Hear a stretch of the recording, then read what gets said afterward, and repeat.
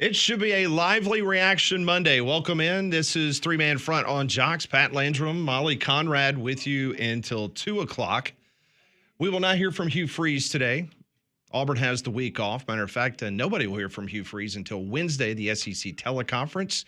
We will hear from Kalen DeBoer coming up at 12 noon today as his Alabama Crimson Tide coming off a very impressive win against the Georgia Bulldogs between the hedges.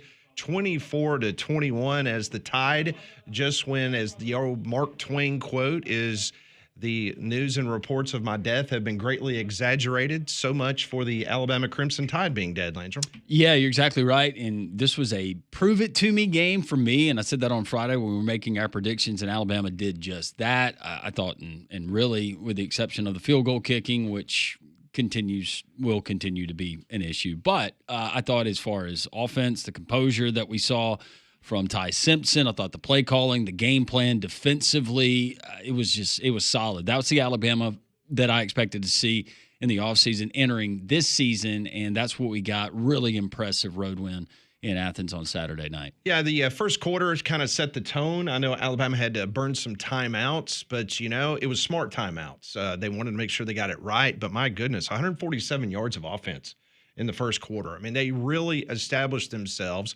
empty sets. I thought Grubb by far had his best play calling night since he's come back to Tuscaloosa. And you could tell they had Kirby Smart off kilter.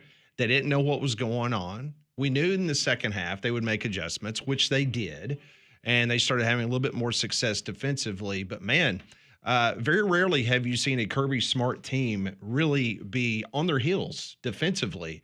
And you saw it in Knoxville, and you saw it between the hedges. And so now Georgia's got plenty of questions moving forward about their defense. But overall, just an impressive performance. Alabama's defense, they gave a little bit, but they didn't break. And that was important, and they had to make the big plays when they had to. Yeah, and with the running game and Jam Miller coming back and what he meant, especially late in that ball game to kind of put it away. But Ty Simpson with the play action, whether it was his internal clock and knowing when to get the ball out or being able to scan the field downfield to find one of those talented wide receivers in an open pocket and continue to throw the football accurately. I thought that was all really, really good. And if I'm an Alabama fan, it's kind of a reset, and it's all right. Learn from the mistakes in week one, but right now Alabama's trending to being that championship caliber team we thought they'd be. Well, you saw the confidence in Ty Simpson. Not saying that he didn't look confident at Florida State, because you had that opening drive against the Seminoles, and you're like going, okay, all right, we see you, Ty. We see you, the offense. They didn't really do anything after that opening drive, but you could tell from the get-go Ty's confidence level, whether it was the two games against La Monroe and Wisconsin. He just came out and he acted like a team captain. I mean, he was a guy that was very boisterous before the game, telling his team what they needed to do, and he came out and he was a leader, and he showed it on the field when you go 24-38 for 276 and 3 total touchdowns, no interceptions. That's it. We heard it all through fall camp how well this team took care of the football, and Ty Simpson, Conrad, continues to do that. Yeah, and the entire team still no turnovers on the season, which is a remarkable stat when you look at it. But you bring up, the poise that Ty showed, and I think something that I haven't seen, honestly, an Alabama quarterback do in a long time, and it was necessary, and you could tell part of it was burning those timeouts, making sure they were on the same page. Did it not feel like almost every single play, Ty Simpson was making a check at the line, going up right up to the ear of the offensive lineman and making sure that everything was perfectly communicated, and you saw that respond with only one false start on the day for the Alabama offensive line. That looked like a completely different Alabama team on the road than you saw even at the end of the Saban era. And if that's what you're going to get from Ty Simpson week in and week out, then Alabama's going to have a very, very good chance in every single game that they play in. But yeah, you can't say enough about what he did and his leadership, and that is a team that right now has 100% confidence that their quarterback is going to give them a shot every time on the field, and that's very, very impressive to do in your first road start in the SEC. Well, when you start 8 for 8 on third downs, that was huge. It kind of set the tone for the rest of the game. They finished 13 of 19 for the game. Gunnar Stockton, he was 13 of 20 passing for 130 yards and a touchdown. The Bulldogs, their attack was their running game, 227 yards rushing against Alabama's defense. But I want to go back to someone that that Landrum brought up, and that's Jam Miller. A lot of question marks of how much he and Tim Keenan were going to play in the game. Jam Miller, 49 snaps in the game, 46 yards rushing. 40 of those 46 yards were yards after contact. So Georgia was wrapping him up. Because of Jam Miller's physicality, he was able to rumble for 46 yards, but 40 of the 46 came after, and he also had 19 yards receiving. But you still you made Georgia respect the running game. They had to respect the running game. Just enough. And on top of that, how many times did you see Jam Miller in pass protection be able to stop a blitz or to plug a gap and to do things to help out the passing game? Also, Tim Keenan, he played more snaps on defense than any other defender. 34 from the defensive line and the linebacker position. 34 snaps.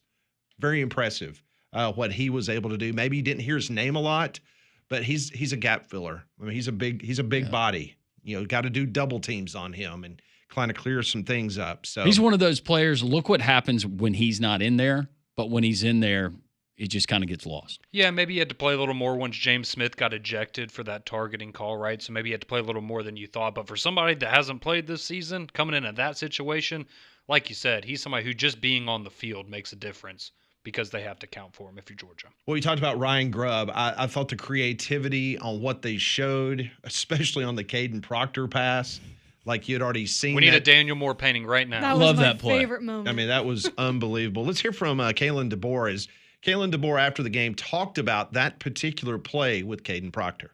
That went in during fall camp. It was going really well, and then we had one that didn't go well.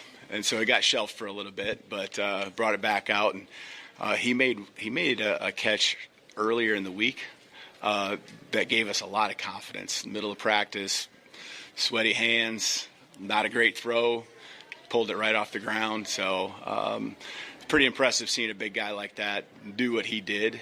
He's been pretty consistent on it, and so he's done his part, and our guys are excited for him. And it's who wants to tackle that guy, right? Who wants to tackle him? And he's such a great athlete, and he's worked hard to continue to even improve that in other ways. Please tell me you have more packages or plays for Caden Proctor. I need to see more of that. You will now. I need to see more of that. Mm-hmm. And I want to see it maybe when you got the wide side of the field to work with and you're not on that far hash where you're kind of pinned in. And maybe that was by design. I guess it was. But give me a wide side of the field. I want big fella lining up. Throw him the ball and see if somebody can tackle it. Yeah, I don't think they ever attempted a pass to Mount Cody. But I do remember Cody lining up in the backfield as a fullback at times. I was about to say, just run the tush push with Caden Proctor. Yeah. You get 3rd and 1. That's got to be coming. Yeah. Oh, yeah. Might as well. I mean, remember Ole Miss did it with Pegues. Yeah, it worked great for them. When Pegues transferred from Auburn to Ole Miss. Let's hear from Caden Proctor. Man, almost a touchdown. Listen to what he had to say after the game about that interesting play call. I was obviously thinking for the touchdown, but anything before that, I had talked to Ryan, and he was like, "Hey, no moment's too big for you." So I'm just doing what we practice and trying to execute to the best of my abilities, and got to finish with a touchdown. You know what I'm saying? Got to finish with a touchdown. That's all that's running through my mind. That's it. When was the last time you carried a ball in a game? High school, probably like junior year of high school. That's the last time. Kind of knocking the dust off, but we've been practicing, and it's been a good play for us this week. So. What about the over people, or are you trying to go through people? Trying to go through people, man. That's the biggest thing for me. Power ball. You seen it?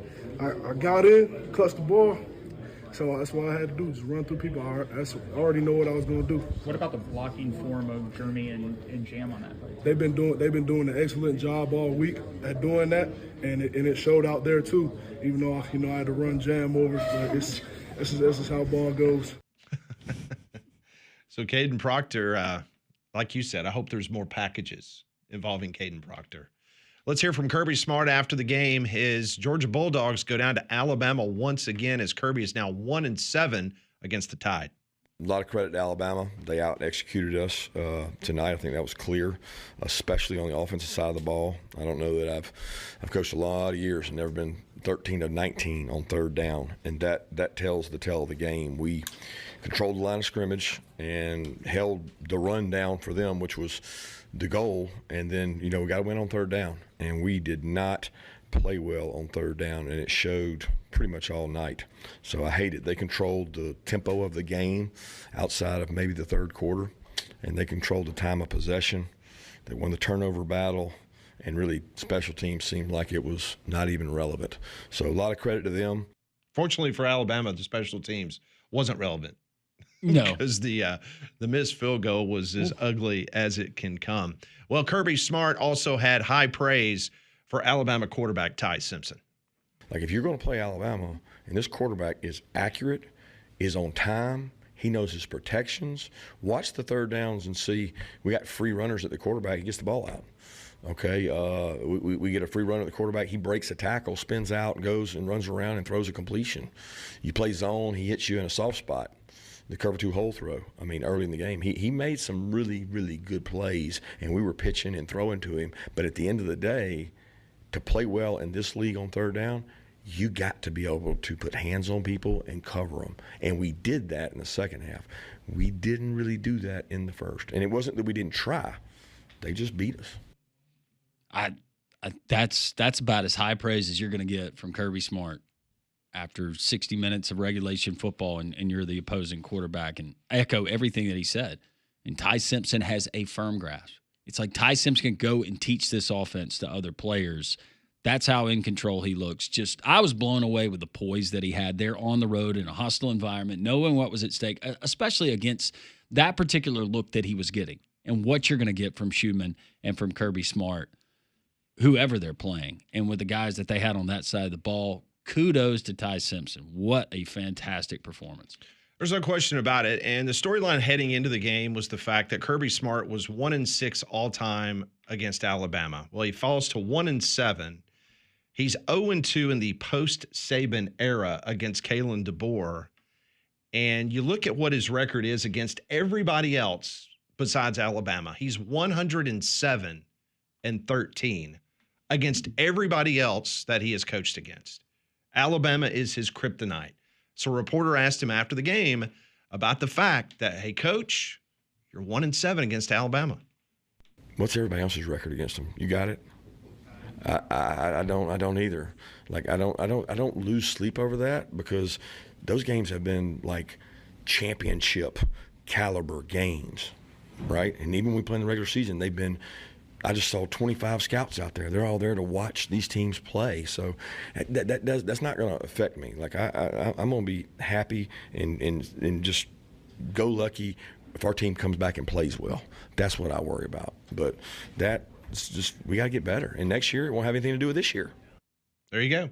Next year, Bryant-Denny Stadium, as we'll have another edition of these two teams getting together. Georgia's 33-game home winning streak has been snapped by Alabama. Still, though, if you're Kirby Smart, you have to ask yourself the question, right? Maybe it's not often that you're dwelling on it or you're waking up in the middle of the night, but you have to ask the question, why not me? Why not me with this program that I've built and the championship that I've had? Why not me? Why can't I be that guy? Clark Lee has a better winning percentage against Alabama than Kirby Smart now. That is a fact. So does Mike Norvell. That's a great point. Very much so. Alabama also snapped a 72-game streak in which Georgia had led in every ball game. They never led against Alabama. 72 games in a row. Georgia had the lead against their opponent until the other night. And Georgia is still a college football playoff team, but I thought that Alabama was just they looked like the better team for 4 quarters. Yeah, no. There's no question about it. So Alabama gets the big win. We will continue that conversation throughout the day. This is Reaction Monday. When we come back on Three Man Front, we will talk about what happened down in College Station, Texas, as another disappointing loss on the road for Hugh Freeze and the Auburn Tigers. They have a bye week before they get ready for the aforementioned Georgia Bulldogs. So much to get into. We'll hear from Kalen DeBoer at noon. Bill Clark will join the show at 1. This is Three-Man Front on Jocks.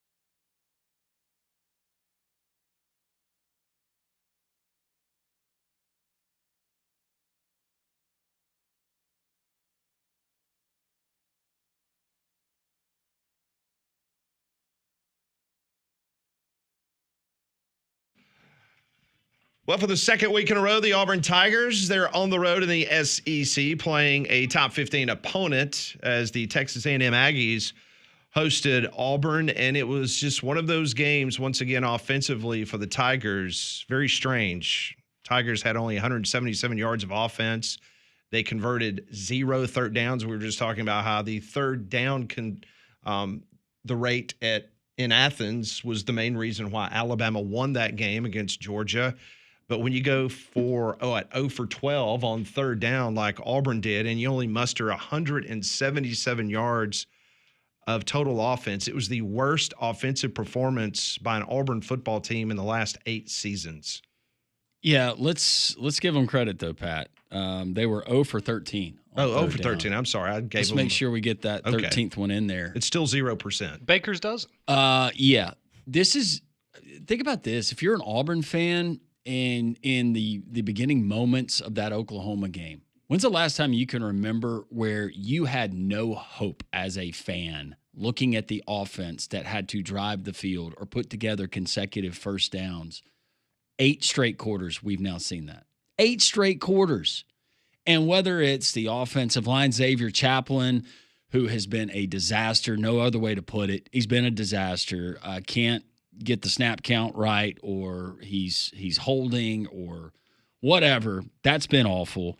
Whether it's been the game plan, the lack of running the football, what Hugh Freeze, you told us after the game in Norman, yeah, we should probably focus on running the ball more. 8 carries between your 2 running backs. And the Jackson Arnold stand there, oh gosh, I've got to try to run, panic run. That doesn't count. Game plan I thought was terrible. Hugh Freeze looked clueless at times. And then after the game, to make it worse, he compounds what he said last week and what I think Auburn fans are growing really tired of hearing. And it's the same old thing. And I think now Auburn fans, the biggest question you have is, can they get it right? Because they have the talent to do it on the offensive side of the ball. But do you trust who's in charge to get it right? I think a lot of the answers are no this morning. As you mentioned, the running backs, only 8 carries, and 4 of them were 3rd and long. So it was basically just a kind of a possession handoff. They just didn't want to turn the ball over. They just wanted to be able to punt the ball. But even in the fourth quarter, I mean, I'm sitting here looking. Auburn finished with 11 plays for 1 yard of offense in the fourth quarter. 1 yard. Yeah. 11 plays, 1 yard in the fourth quarter. That's why I just didn't see the Aggies being too worried about, once again, Auburn having the ball with a chance to win it. You just were like, this is not going to happen. You're either going to get sacked or penalized. Well, here's the frustration you have now. When your defense has played good enough for you to be 5-0. So now the question is, you hope you get that effort for the rest of the way to keep your team in it. But at some point, defense, and you started hearing murmurs like, hey, everybody stay together. But it's human nature. If you're the defense and you're going out there and your butt is on the field for literally the entire game, at some point you're going to break. You hope that doesn't happen, but no, the offense as a whole is sick. Whether it's Jackson Arnold not looking and finding open receivers, holding the ball too long, sometimes he's set up for failure anyways. Just as a whole, I don't put it on any one person, but if you're going to put it back and you're going to lay blame anywhere, it's the offensive guru and your head coach, Hugh Freeze. AU offensively. Did I miss anything? No, you pretty much hit it. No, I think the frustration is we hired you to be the offensive mind and come in here. Why is that the biggest issue with our football team? Why are we paying you to be the head coach if you can't fix the offense? Defense is great, like you said. It's keeping you in games. 14th in the SEC in offense, 107th nationally offensively. They are right in between Buffalo and Louisiana Monroe. Ooh. That's your offense at Auburn. 107th. So if I'm one of those people stroking a big check to go and get an Eric Singleton out of the portal or a Jackson Arnold out of the portal or to pay to keep Cam Coleman there, why would I write another check after looking at this? Oh, the only check you need to write is to get rid of him. And I'm talking about getting rid of Hugh Freeze. That's the only check that you need to write. I mean, because once again, he's 1-10 versus ranked opponents. He's 14-16, his overall record. And by the way, his offensive guru-ness or whatever you want to say, Auburn, since he took over, averages 27 points a game. 27 points a game as Hugh Freeze is the head coach at Auburn. Here's the other thing, guys. If this defense continues to play at this level, and that's asking a lot, but the offense stays the same, there are 2 games that I feel confident that they probably still win, and that would be Kentucky and Mercer. But that would give you 5-7. Well, now the worst possible thing is going to happen, too, is you're not going to have a ticked-off Georgia team coming off a loss, coming into Jordan-Hare in 2 weeks. And what is Georgia's greatest weakness? The secondary. Well, good thing you're playing an Auburn team that doesn't know how to throw the football because they're licking their chops going into the Plains in 2 weeks. All right, let's hear from Hugh Freeze. This does sound like a broken record. I mean, you literally could rewind this from one of the other countless 16 losses that he has had as the Auburn head coach. This is what he said immediately after the game. Very disappointing, difficult. Our kids are playing too hard, and offensively, that was unacceptable. Our defense played their tails off well enough to win the game. We have 2 weeks to prepare for Georgia, and we'll take that time to reevaluate everything related to our offense and how we prepare, personnel, everything. This isn't on Jackson or any other player. It's on our staff, and that starts with me fix it. It was just unacceptable today, the way we played. What was I would love to know what was the plan and the logic going in. Texas A&M had been vulnerable at times to the run, but you never even tried to run it.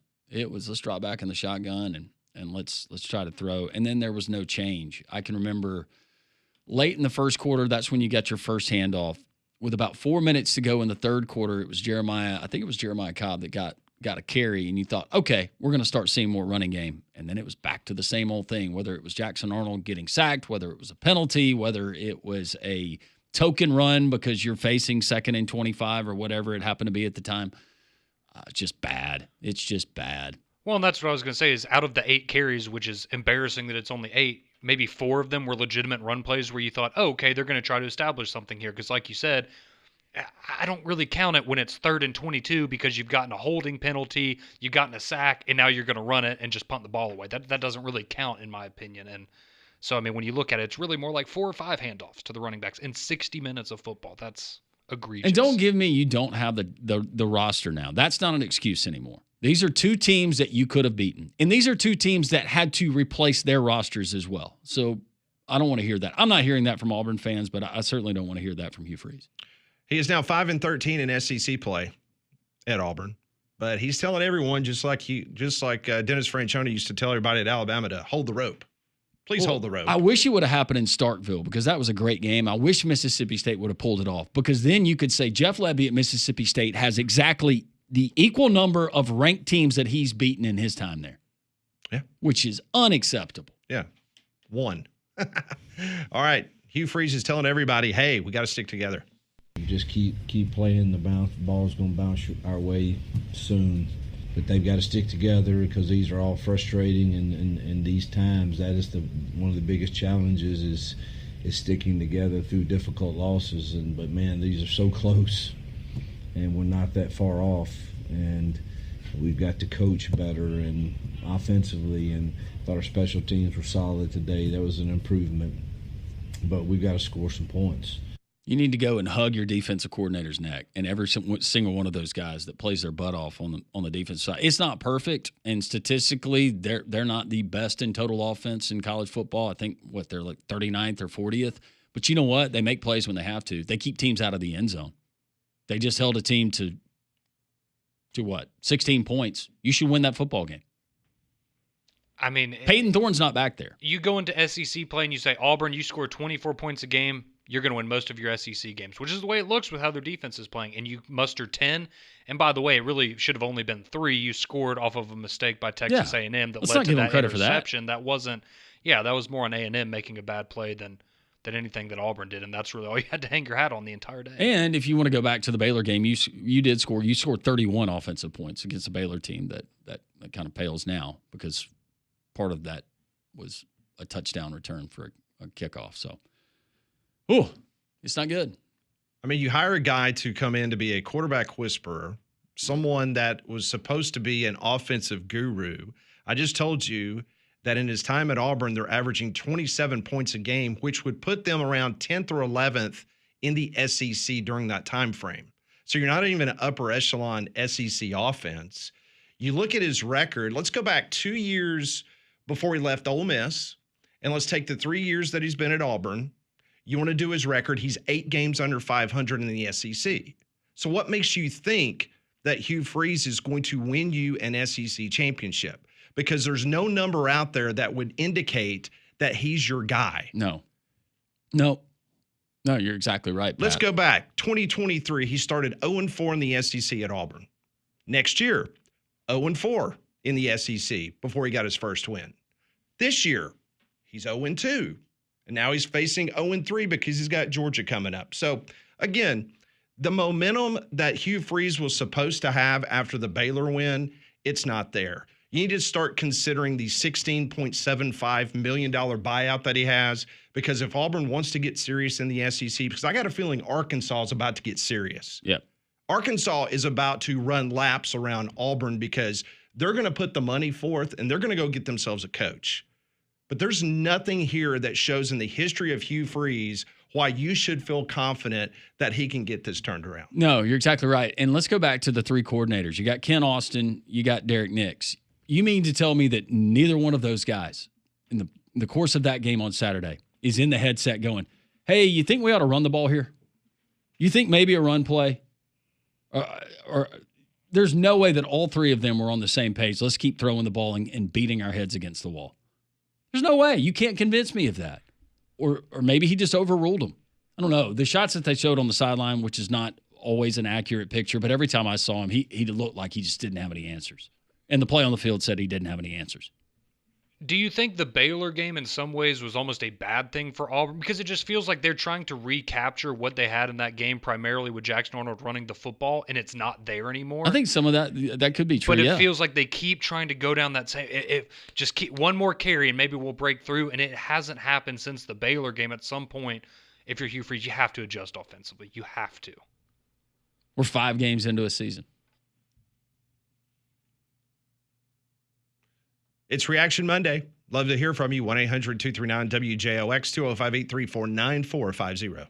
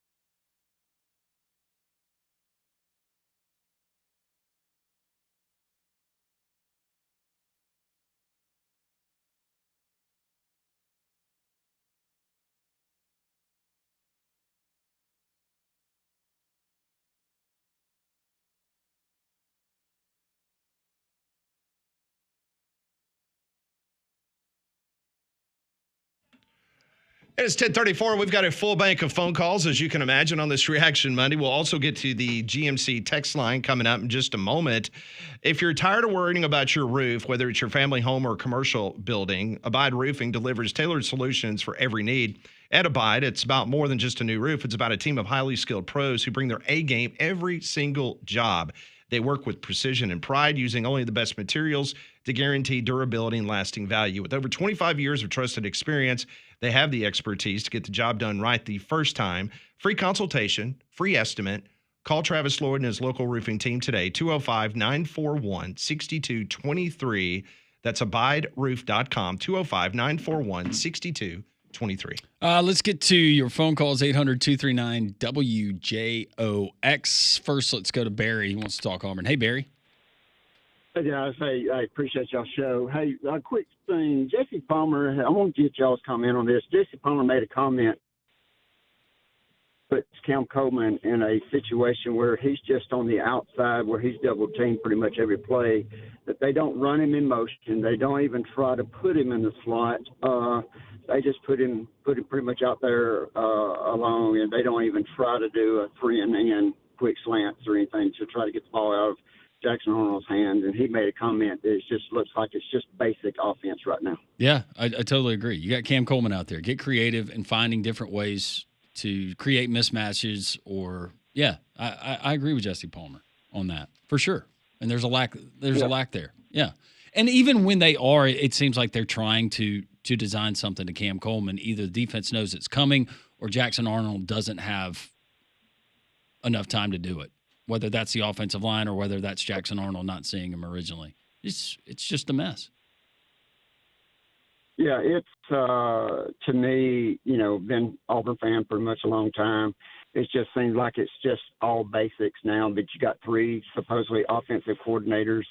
And, somebody's got to take the helm somewhere and just say, hey, he's going to make the play calls, where it's Freeze, Nix, or whoever.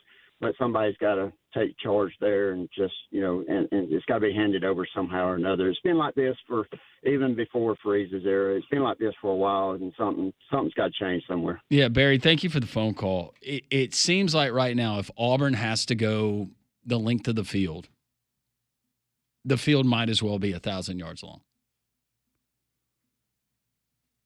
That's what it feels like watching that offense. There's just no hope. You're waiting for a penalty, a negative yardage play, or I don't know. I guess that the one good thing that Auburn's not doing, they're not turning the ball over. They're protecting the football. You got that going for you. We'll continue with your phone calls. Let's go to Greg. He's in Russellville. Hey, Greg. Good morning, man. Hope you're having a good day. Yes, sir. Hey, I had a couple of questions. First thing was a statement, I guess, but Auburn's offense right now is kind of like, it makes me think of the days back in the late 80s when Alabama, we would be happy and party if we got a first down. That's how bad it was there for a little while. But the thing is, my other half is a big Auburn fan, and I've been surrounded by a few this weekend. But she had been hearing even last year that Hugh wishes he would have never left Liberty. Have you heard anything about that? Yes. Okay. The other thing is, what was the last Auburn quarterback that came up through the system that was not brought in? I can't even remember. We were trying to talk about that. And Bo Nix, I guess technically before he left for Oregon. Yeah.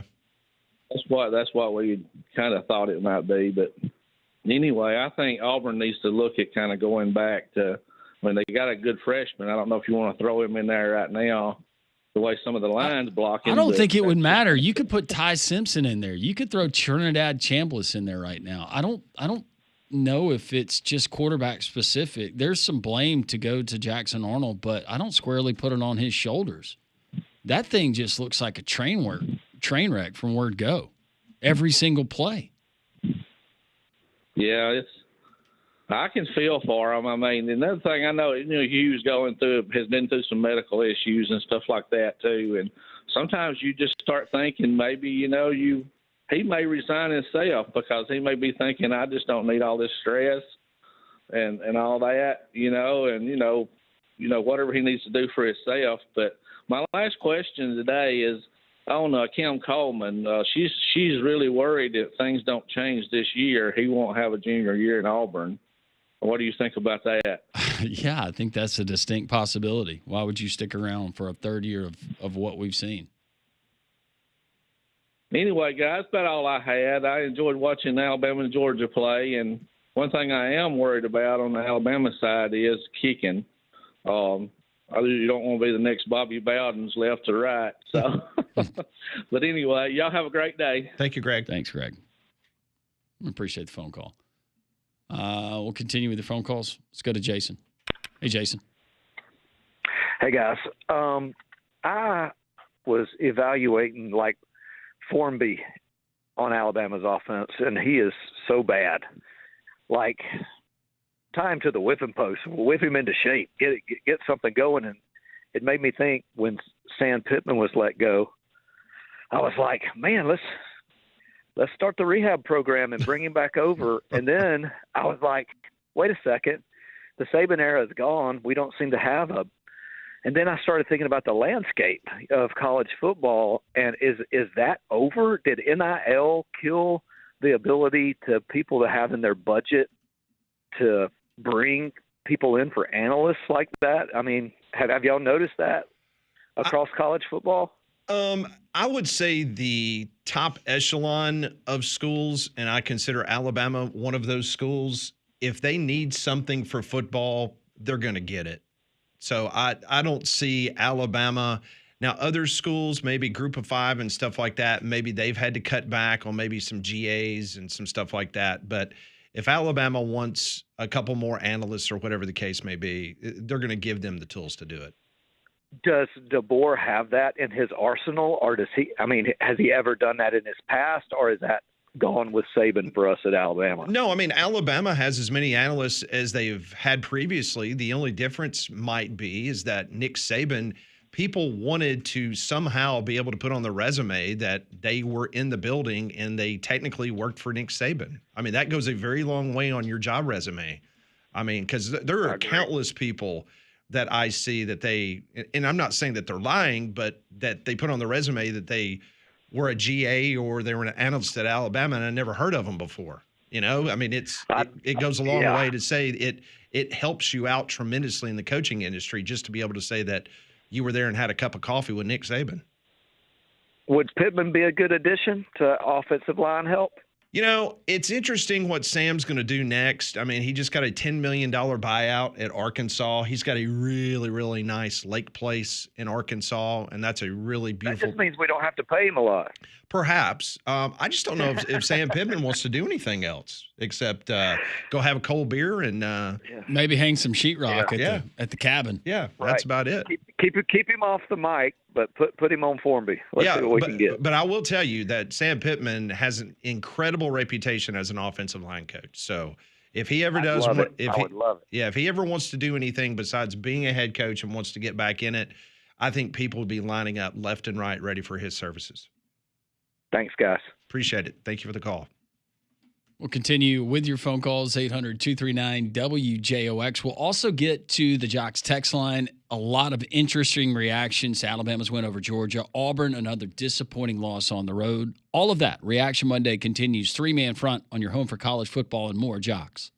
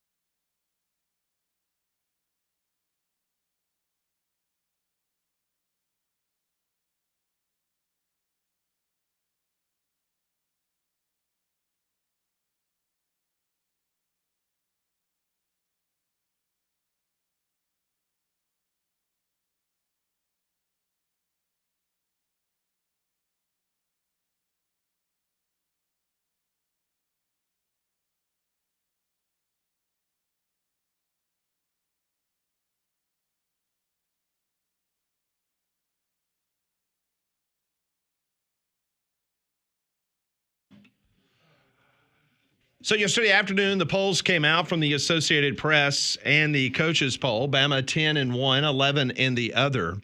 Each and every week, Landrum, we take a look at Haley Sawyer's ballot from the Associated Press, the famed AP voter who covers the Southern California Trojans. This week, her ballot had Oregon number 1, Ohio State 2, Penn State 3. Had a girl. Miami 4, Alabama 5.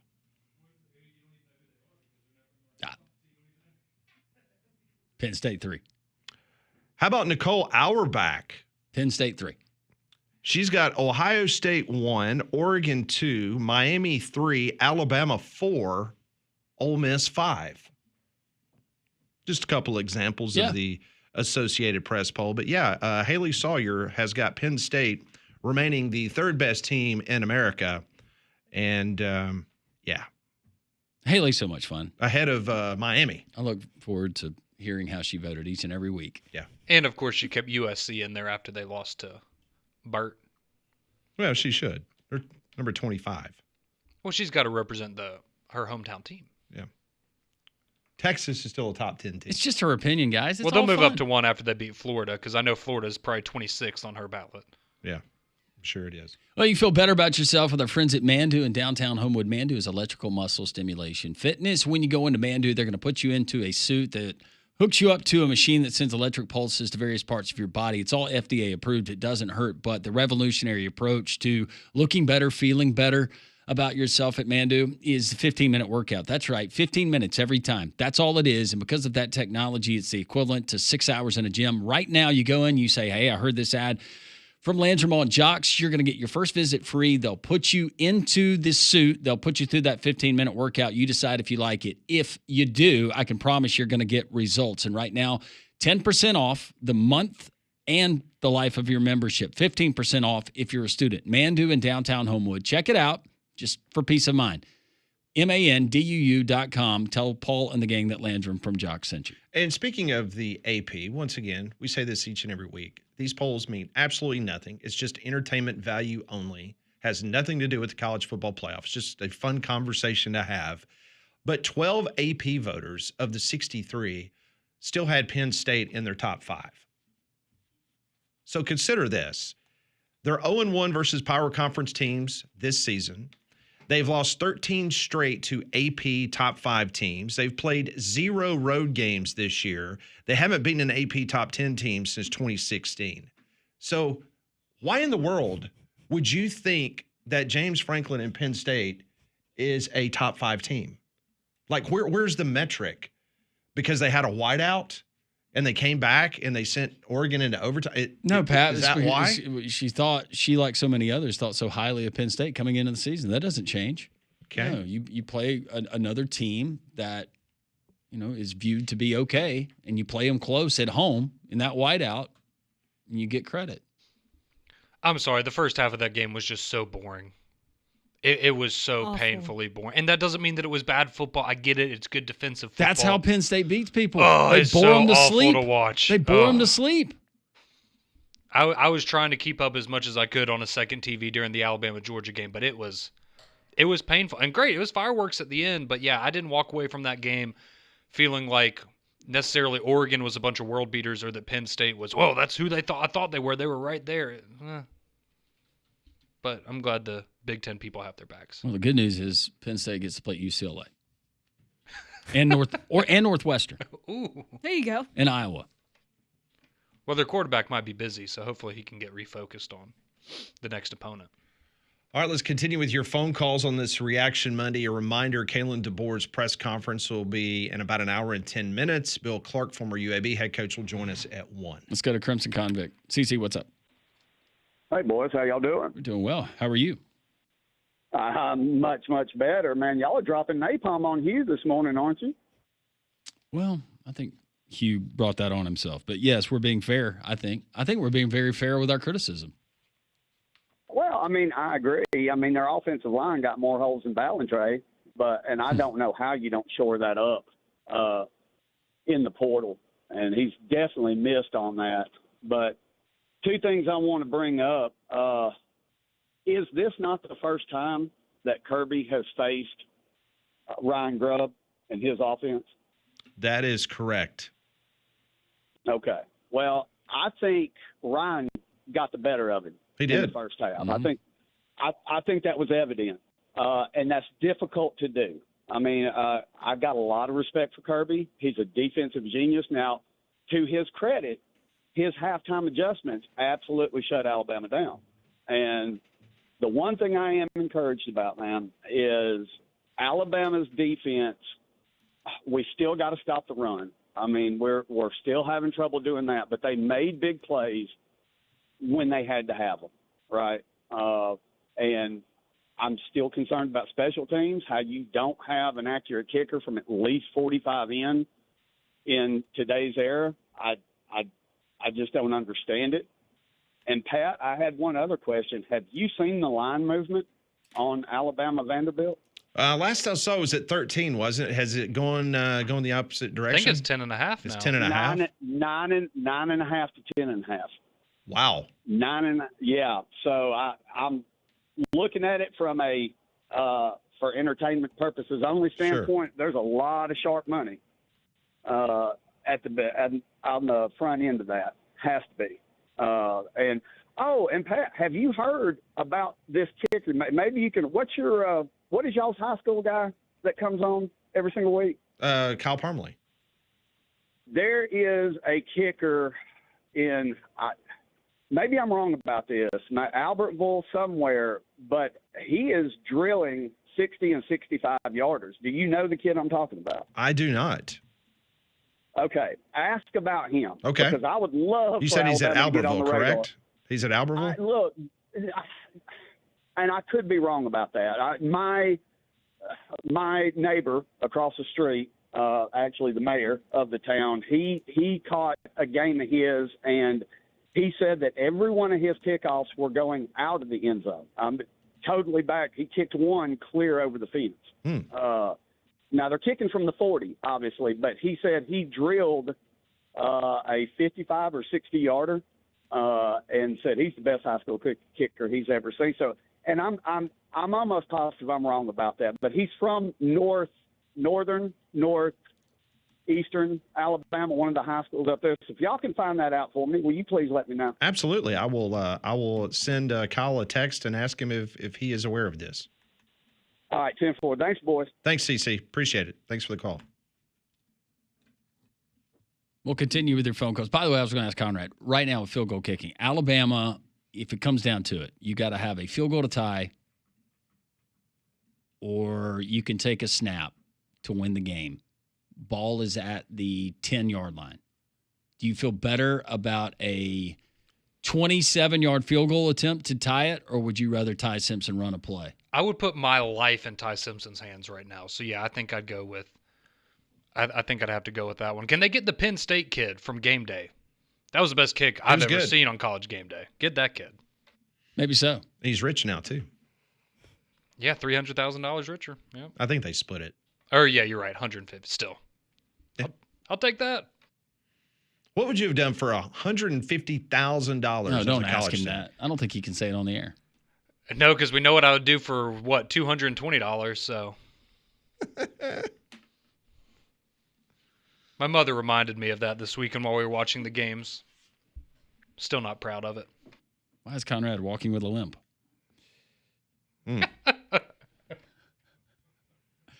More of your reaction here on this Reaction Monday, 800-239-WJOX, 205-834-9450. That was bad. I'm ashamed.